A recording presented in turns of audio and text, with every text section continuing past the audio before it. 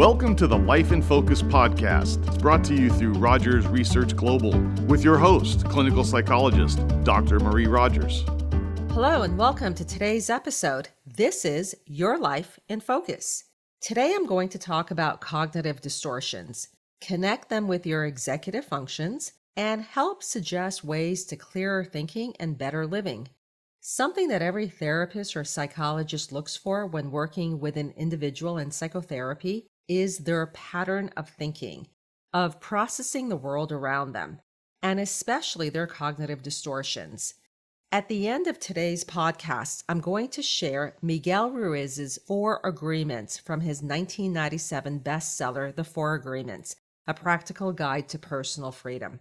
I believe that his 4 principles, or as he calls them, agreements, are excellent codes of conduct to follow. Simple in their explanation, but powerful if you choose to live your life according to these wise principles. The quality of your thoughts matter.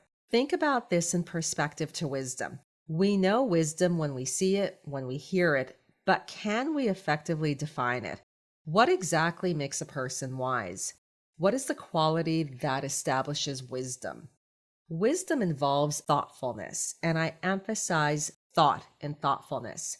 A wise person is a thinking person.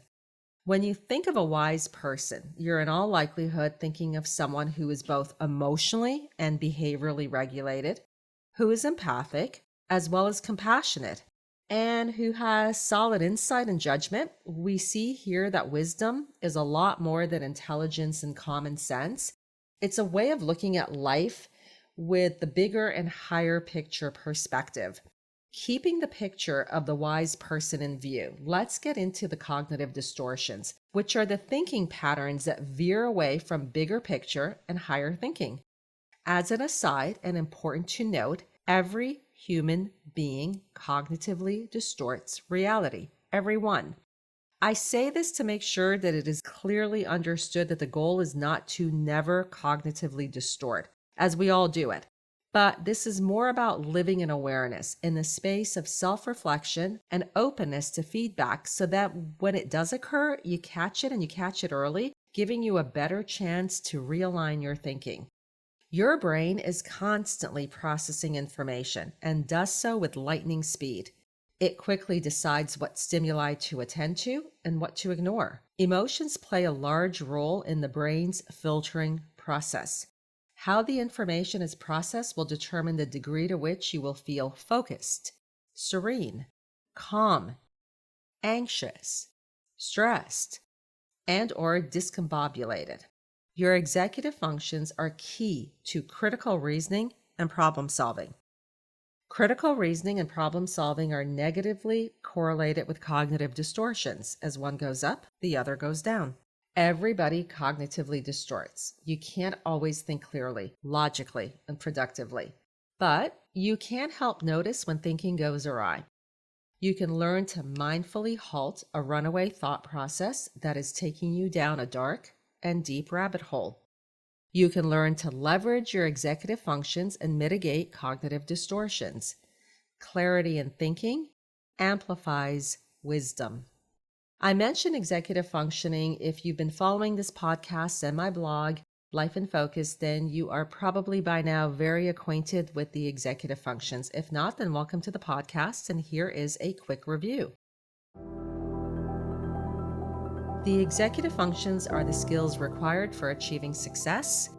They are interconnected, complex, and coordinated. They are the control or supervisory center located within the frontal and prefrontal lobes of your brain. They are your brain's top management team. Think of them as the CEO of the organization. They collectively make up the job description of being the CEO of you. When you plan something, launch an idea, attend to or focus on something, organize your surroundings or your life, shift your thinking, meaning maintain cognitive flexibility when something sounds better or wiser, manage your time well, control your actions well, you are using the frontal and prefrontal areas of your brain. These functions also include critical reasoning and problem solving, which are relevant to today's discussion. Critical reasoning involves the ability to objectively analyze and evaluate information. When critically reasoning, you are independently examining the information or situation, you're asking questions, and you're recognizing biases. By following these steps, you can feel confident that you are now ready to solidify your thoughts and/or make an informed decision. Problem solving involves the ability to identify, analyze, and effectively solve complex or challenging problems.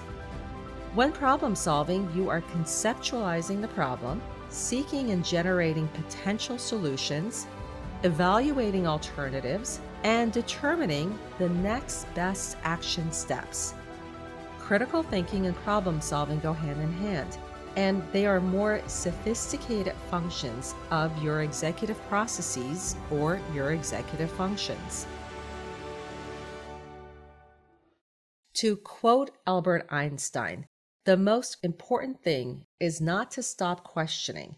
Curiosity has its own reason for existing. Cognitive distortions or faulty thinking patterns interfere with both critical reasoning and problem solving. They include internal mental filters, biases, and assumptions. By allowing these distortions to run rampant, you increase the risk of operating from inaccurate and misleading information about yourself, your environment, and those with whom you come into contact. This can give rise to conflicts within yourself and with others. There are several types of cognitive distortions. Here are a few that we are going to get into. Jumping to conclusions, polarized thinking, catastrophizing, minimization or minimizing, personalization, emotional reasoning, shoulding or should statements. Let's get into each one. The first one that we're going to talk about is jumping to conclusions. This occurs when assumptions are made, and without solid evidence to support these assumptions, you may find yourself performing such acts as mind reading and fortune telling. For example, when you're mind reading, you may assume to know another's thoughts or, more importantly, their intentions. And without engaging in constructive communication, you could potentially be making false assumptions that lead to misunderstandings and hurt feelings. You may interpret your group of friends saying nothing about your upcoming birthday as perhaps they have forgotten about it, when all along they have been planning a surprise celebration at your favorite travel destination.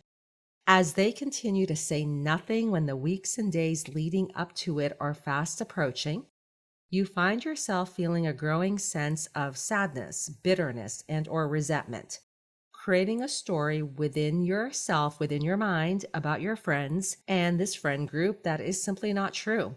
Not only are they not ignoring you, but they are in fact honoring you with an amazing celebration. The other aspect falling under jumping to conclusions is fortune telling, or attempting to predict the future with little evidence to go by. This has unfortunately led many down the neurotic path of needless worry and anxiety. While jumping to conclusions creates funny sitcom skits, that and fortune telling create conflicts in real life relationships and situations. The second type of cognitive distortion we're going to get into is all or nothing thinking, which is also known as polarized thinking. It is thinking in extremes, seeing things as either this way or that, but not somewhere in the middle or somewhere in between. Depending on perspective and visual angle, there are times when both conditions can be correct.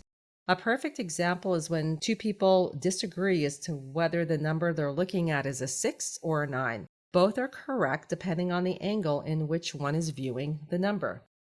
While there are aspects of life that are discrete and distinct, meaning two or more concepts cannot be simultaneously true, much of life does not operate like that.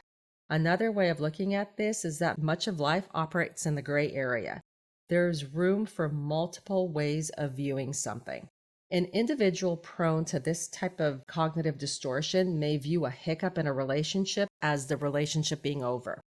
Or one loses a prominent client at work and believes there's no coming back from this misfortune, that this occurrence is going to derail their career, rather than to reframe these circumstances and providing yourself with a more realistic picture of the events. You are resorting to negative self-talk that in all likelihood will complicate your future and may end up becoming a self-fulfilling or a self-imposed prophecy.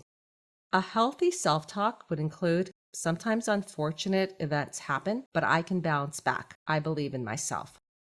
The next one is catastrophizing. This is also known as making a mountain out of a molehill and occurs when a person fixates on the worst possible outcome or outcomes.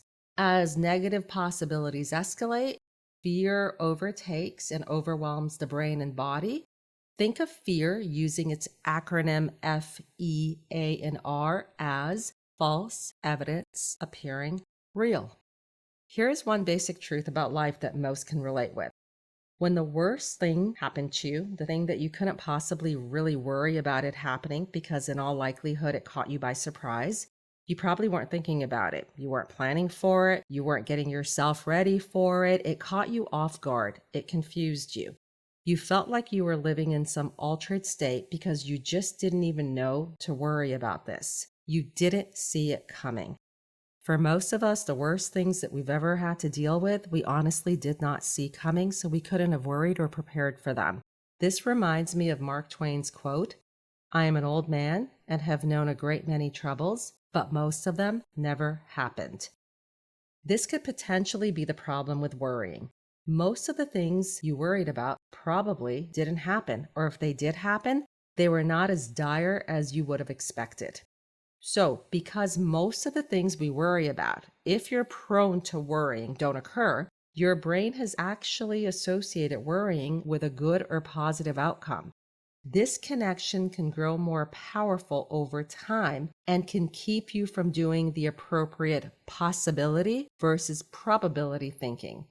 When worrying, rather than to go to what is possible, choose to think about it as what is probable. This will help you prepare better, if you even need to, than the endless possibilities of what is possible, especially for those with more creative brains.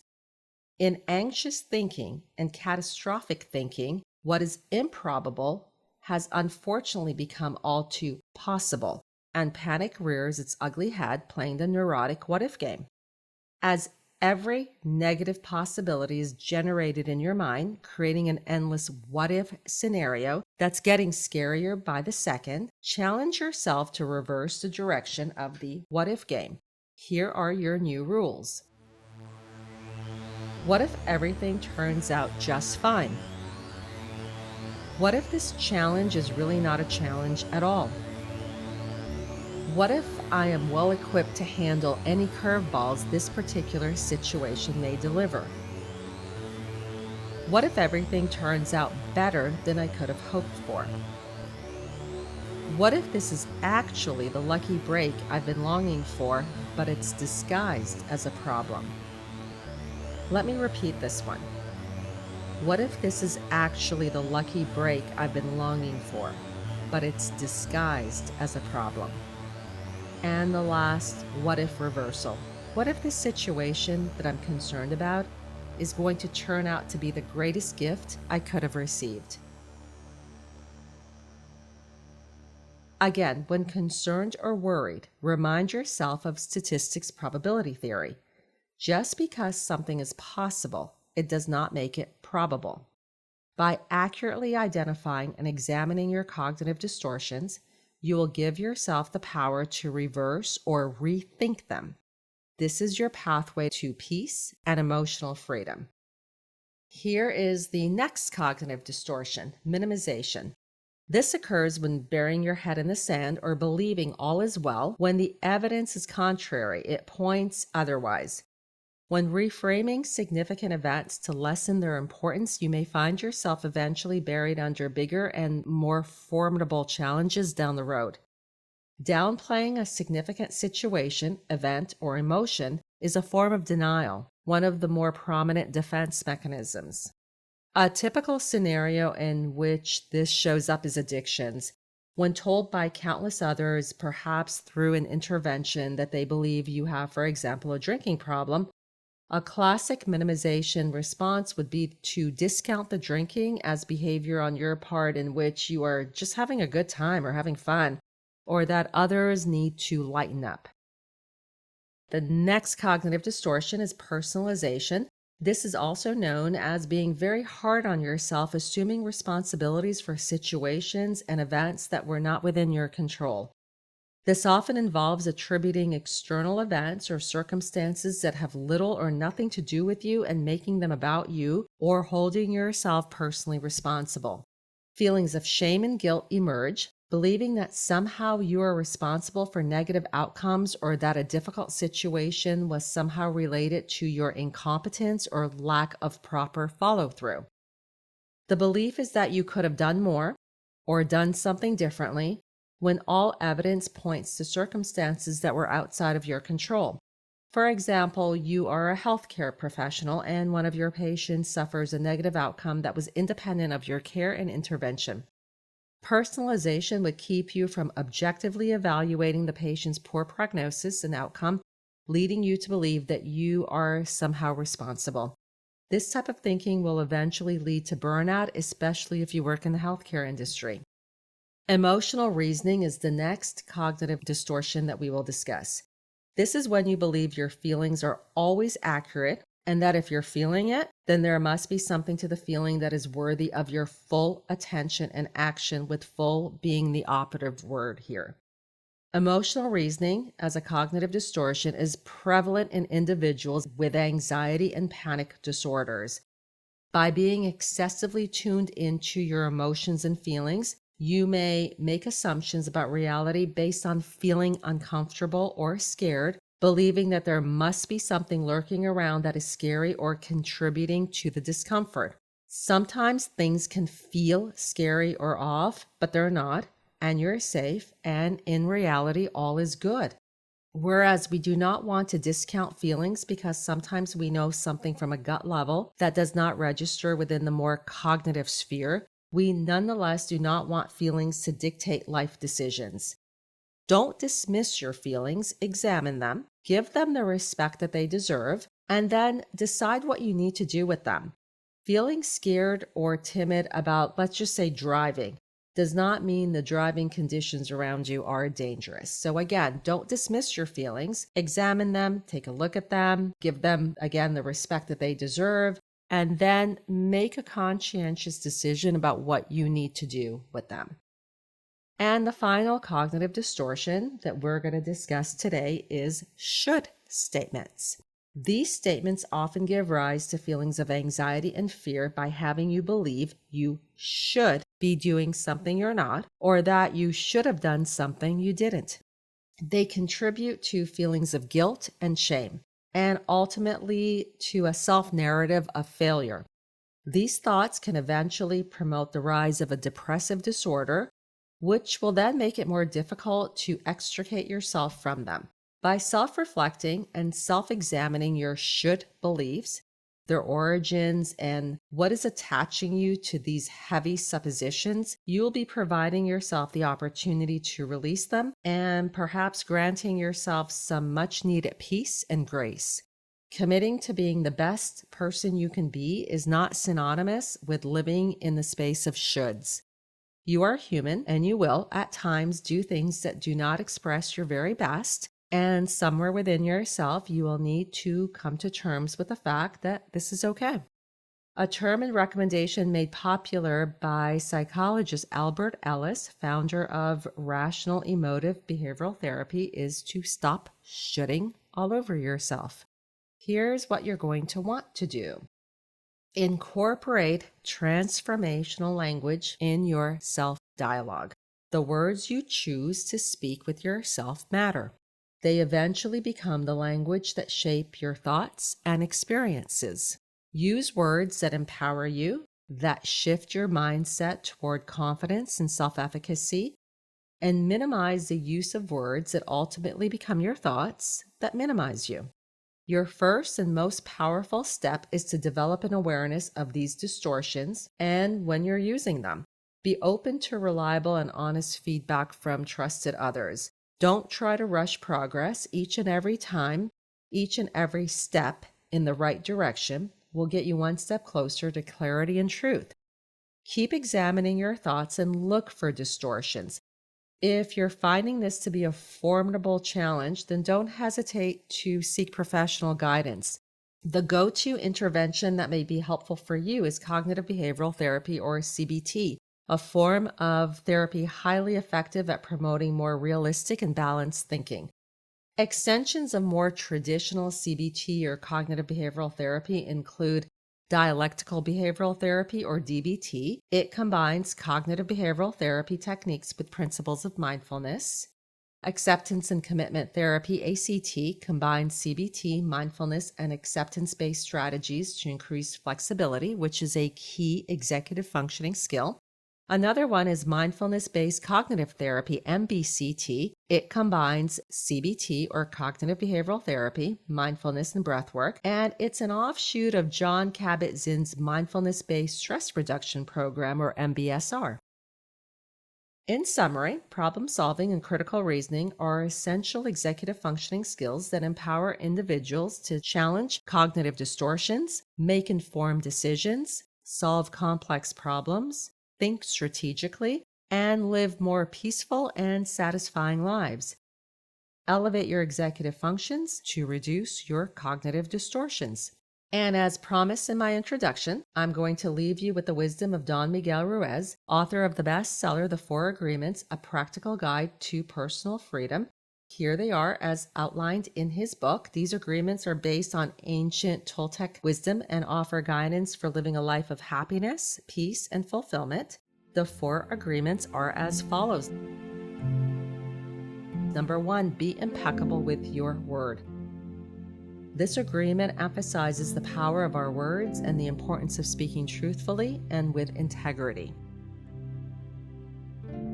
Number 2, don't take anything personally. This agreement reminds us that what others say or do is a projection of their own reality. It's based on their beliefs and experiences.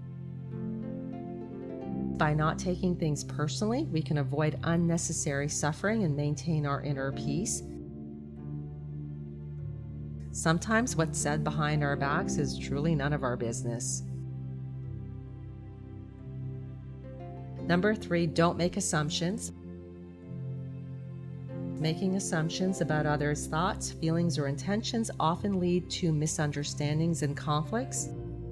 This agreement encourages us to ask questions and seek clarity as a method of conflict resolution rather than to make unnecessary assumptions.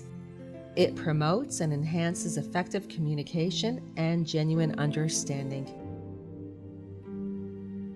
And number 4, always do your best. This agreement encourages giving your best effort in everything you do, regardless of the circumstances. It acknowledges that our best may vary from moment to moment and even day to day. But by consistently delivering your best, you can live a fulfilling and authentic life. To live well, one must think well.